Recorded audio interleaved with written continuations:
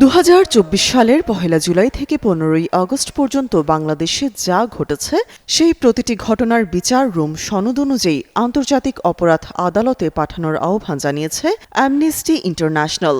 বাংলাদেশের অন্তর্বর্তী সরকারের প্রতি এই আহ্বান জানায় মানবাধিকার সংস্থাটি। অ্যামনেস্টি ইন্টারন্যাশনাল সাউথ এশিয়ার ফেসবুক পেজে প্রকাশিত বিবৃতিতে এই আহ্বান জানানো হয়। মূলত বুধবার বিবিসিআই প্রকাশিত এক প্রতিবেদনে ক্ষমতাচ্যুত প্রধানমন্ত্রী শেখ হাসিনার ফাঁস হওয়া অডিও বিশ্লেষণ করে বলা হয়েছে, আন্দোলন দমনে তিনি সরাসরি মারণাস্ত্র নিয়ে গুলির নির্দেশ দিয়েছিলেন।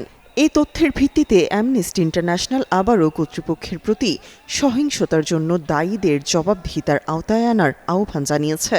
বিবৃতিতে আরও বলা হয়, বাংলাদেশি কর্তৃপক্ষের উচিত এই সময়ে সংগঠিত সব মানবাধিকার লঙ্ঘনের ঘটনাগুলোর একটি স্বাধীন তদন্ত নিশ্চিত করা, যার পর একটি নিরপেক্ষ বিচারিক প্রক্রিয়ার মাধ্যমে দোষীদের বিচার করা হবে, যাতে যথাযথ প্রক্রিয়াগত সুরক্ষা বজায় থাকে।